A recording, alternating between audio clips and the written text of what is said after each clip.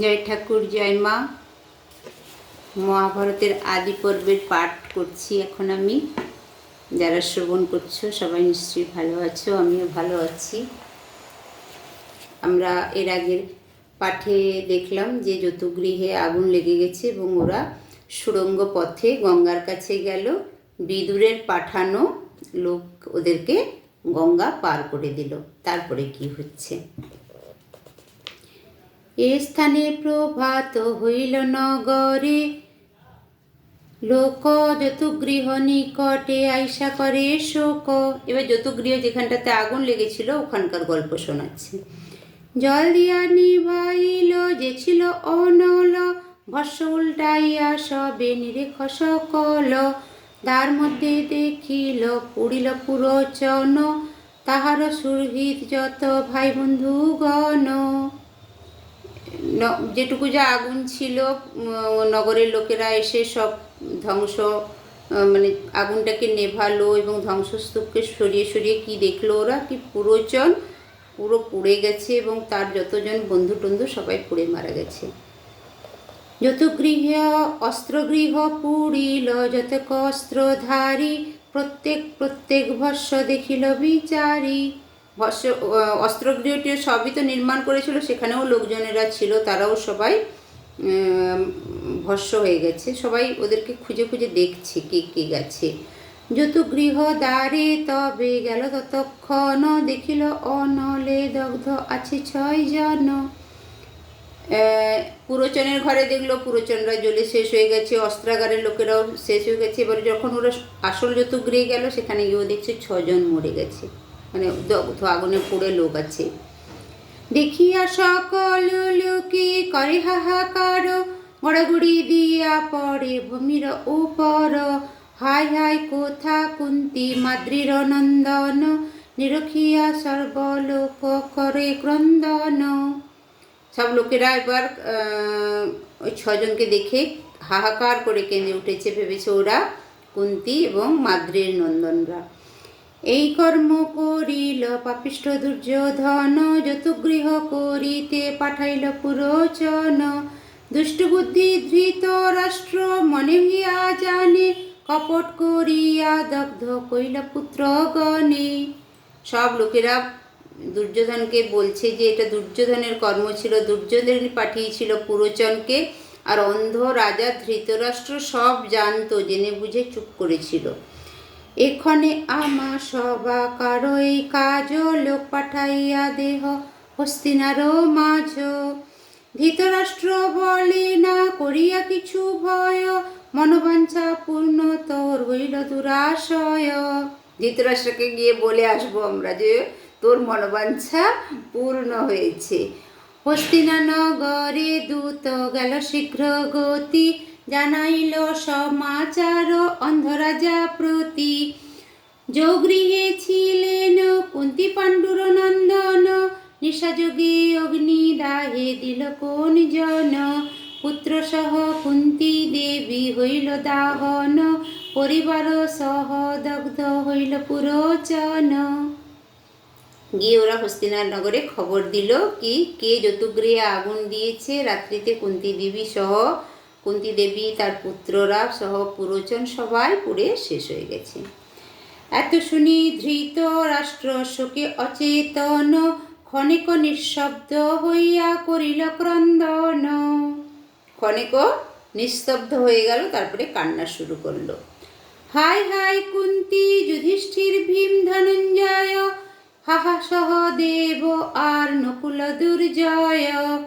আজি জানিলাম আমি পাণ্ডুর নিধন, ভাতৃশোক না ছিল এসবার কারণ। আজ আমাকে এরকম ফিল হচ্ছে কি আমার মানে পাণ্ডুর নিধন হয়েছে। এতদিন ওরা ছিল বলে পাণ্ডুর নিধনটা আমি কখনো বুঝতে পারিনি। বহুবিধ বিলাপ করয়ে অন্ধবর, সমাচার গেল অনন্তপুরের ভিতর।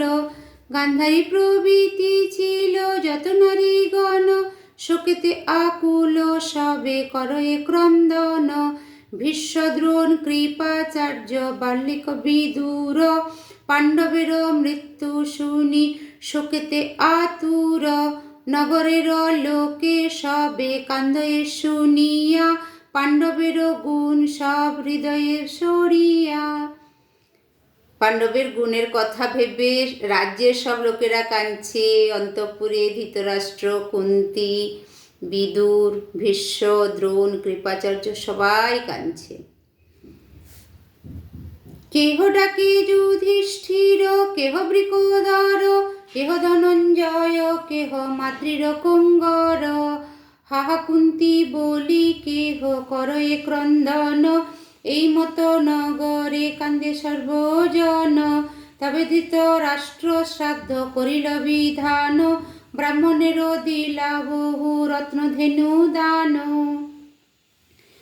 ধৃতরাষ্ট্র শ্রাদ্ধ করলো, ব্রাহ্মণদেরকে ধেনু রত্ন সব দানও করে দিল। হেথায় পাণ্ডবগণ ভুঞ্জি অতি ক্লেশ, হিড়িম্ব অরণ্যতে করিল প্রবেশ।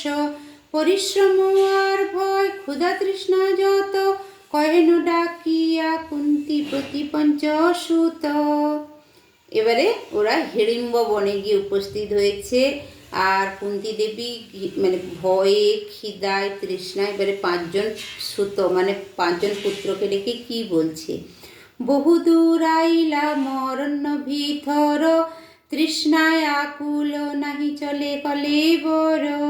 যাহিতে না পারি আর বিনা জল পানে, কতক্ষণে বিশ্রাম করো এই স্থানে। তোমরা সবাই একটু বিশ্রাম করো এখানটাতে, আমি আর যেতে পারছি না। এত শুনি যুধিষ্ঠির বলেন বচন, না জানি মরিল কি বাজিয়ে পুরোচন। দুষ্ট দুরাচার দুর্যোধনের মন্ত্রণা, এই সমাচার পাছে কেহ কোন জনা। তবে তো যা সাজিয়া দল আসিবে হেথায়, কি করিব তবে পুনঃ কহত উপায়। যুধিষ্ঠির বলছে আমি তো জানি না পুরোচন মরেছে কি মরেনি। পুরোচন যদি না মরেছে তাহলে ও আবার দল বল সাজিয়ে এই বনের ভেতরে আসতে পারে সবাইকে নিয়ে। ভীম বলে নিঃশব্দে থাকো এইখানে, পশ্চাতে যাইব তৃপ্ত হইয়া জল পানে। ভীম বলল এখন চলো আমরা থাকি, পশ্চাতে আমরা যাব, জল টল একটু খাই তারপরে যাব। অন্য সর্বজনের রাখিয়া বট মূলে, জল অন্বেষণে ভীম ভ্রমে নানা স্থলে। জলচর পক্ষ শব্দ শুনি কত দূরে, শব্দ অনুসারে গেল জল আনিবারে। জলেতে নামিয়া বীর কইল স্নান প্রাণ, জল লইবারে ভীম পাত্র নাহি পান। পাত্র না পাইয়া ভীম বস্ত্র ভিজাইল, বসনে করিয়া জল লইয়া চলিল। ভীম সবাইকে বটগাছের নিচে বসিয়ে অনেক দূরে গিয়ে জলের সন্ধান পেল। জল পেয়ে নিজে স্নান করলো, জল খেলো, আর জল আনবার জন্য চেষ্টা করছিল কিন্তু কোনো পাত্র না পেয়ে নিজের কাপড় ভিজিয়ে জল আনলো। 2 ক্রোশ গিয়াছিল জলের কারণে, ক্ষণমাত্র পুনঃ এলো পবন নন্দন। দেখিল সকলে নিদ্রাগত চিতনে, কহিতে লাগিল ভীম বিলাপ বচনে। বসুদেব ভগিনী যে কুন্তী ভোজ সুতা, বিচিত্র বীর্যের বধূ পাণ্ডুর বনিতা। বিচিত্র পালঙ্ক পরিশয্যা মনোহর, নিদ্রা নাহি হয় যার তাহার উপর। ভীম এসে দেখছে সবাই ঘুমিয়ে পড়েছে, আর ওদেরকে দেখে ও দুঃখে বিলাপ করে বলছে, কুন্তীকে দেখে বলছে যে ভোজের কন্যা, বাসুদেবের বোন, আর বসুদেবের বোন, তারপর বিচিত্রে বীর্যের বধূমাতা, পাণ্ডুর বনিতা, যার পালঙ্কর ওপরে শুয়ে, যার মনোহর পালঙ্কে শুয়ে যার নিদ্রা যাওয়ার কথা, সে আজকে কেমন ভূমিতলে শুয়ে পড়ে আছে। হেন মাতা গড়া গড়ি যায় ভূমিতলে, হরি হরি বিধি এন লিখিল কপালে।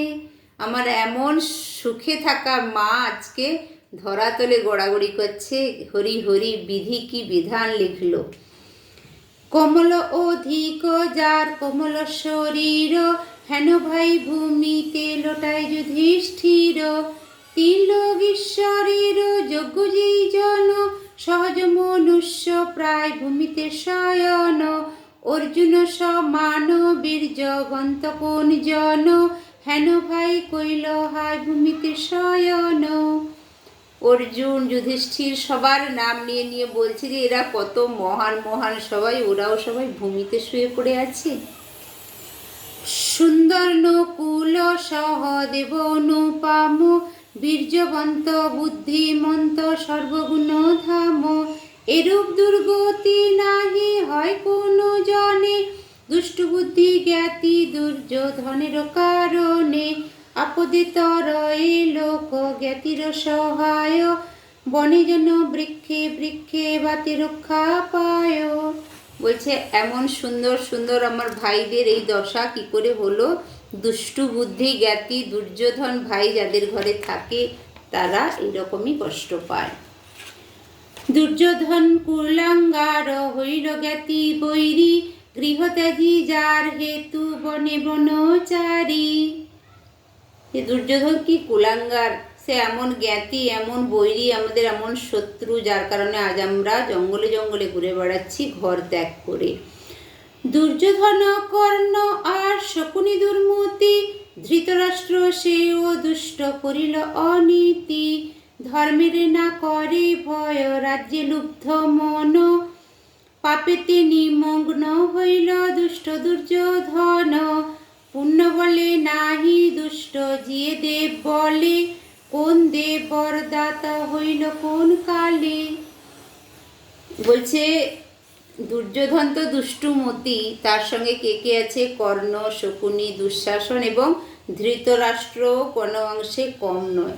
এরা কার বলে এরা বেঁচে আছে? কেন কি দেবতার বল ছাড়া মানুষ কখনো বাঁচতে পারে না, নাহলে পাপে এতদিনে ওরা নিমগ্ন হয়ে যেত। কোন দেবতা এদেরকে এত বর দিল? হেন কদাচার নাহি করে কোনো জন, দৈবের নির্বন্ধ কবু না হয় খণ্ডন। হেন কর্ম ধৃত রাষ্ট্র আপনি করিলে, বিধিমতে শাস্তি আমি দিব ভালে ভালে।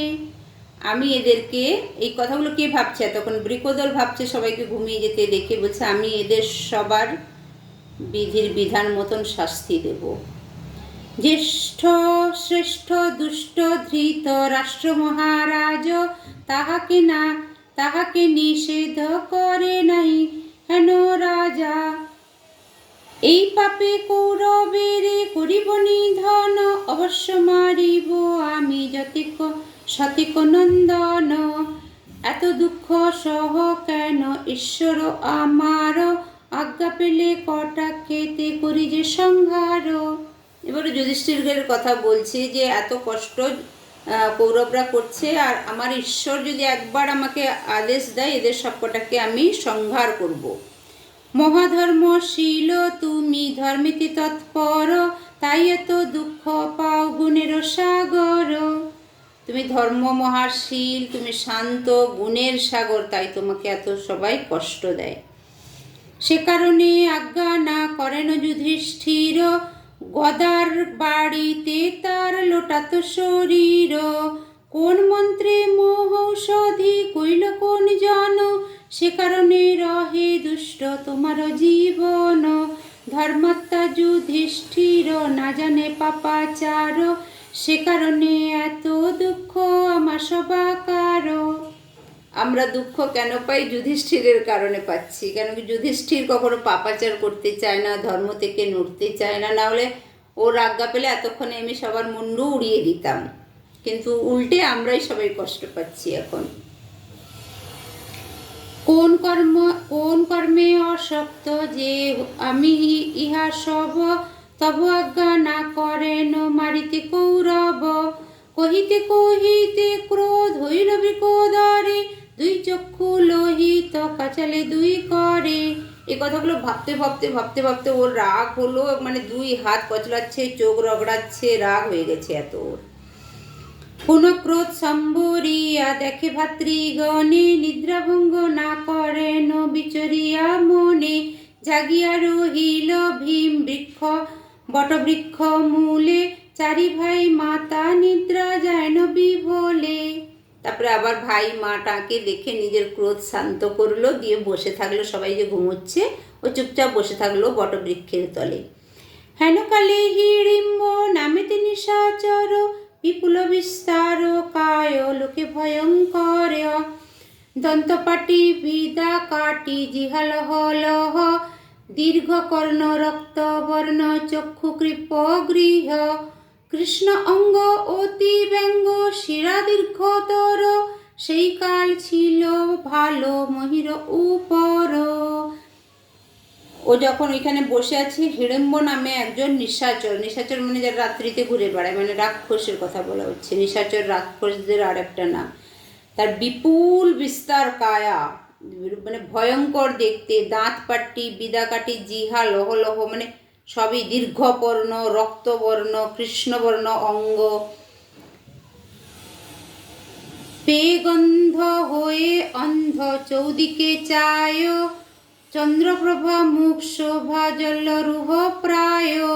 সুশুভন 6 জন দেখি বট মূলে, হৃষ্টমতি শশা প্রতি নিশাচর বলে। মানুষের গন্ধ পেয়েও এত খুশি হয়ে গেছে, আর বটমূলে কি দেখছে যে 6 জন শুয়ে পড়ে আছে।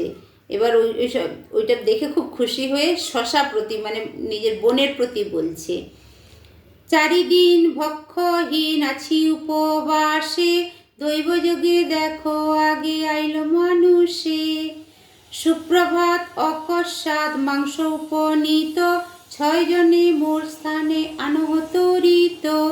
নাহি ভয় আগুসারি যাহ শীঘ্র গতি, মোর বন কোন জন বিরোধী ব্যতীতথি।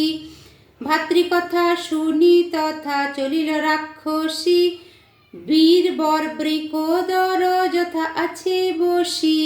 মহাভারতের কথা অমৃত সমান, কাশীরাম দাস কহে শুন পুণ্যবান।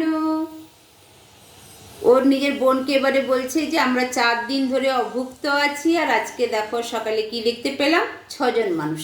তুমি যাও, তুমি ওদেরকে গিয়ে নিয়ে আসো, এটা আমার বোন, ওরা কেউ কিচ্ছু বলতে পারবে না, তুমি যাও গিয়ে ওদেরকে নিয়ে আসো। এই কথা শুনে রাক্ষসী মানে তার বোন ওখানে গেল, কোনখানে, যেখানটাতে বৃকোদর বসে আছে ওখানে গেল। আর মহাভারতের কথা অমৃত সমান, কাশীরাম দাস কয়ে শুনে পুণ্যবান। এর পরের বারে পাণ্ডবের নিকট হিড়িম্বার আগমন, এটা কাল করব। আজকে এতটা। যারা শুনছো, যারা আমার চ্যানেলে নতুন, তারা লাইক সাবস্ক্রাইব করে বা আরও কিছু মন্তব্য থাকলে কমেন্ট বক্সে জানাতে পারো। জয় ঠাকুর, জয় মা।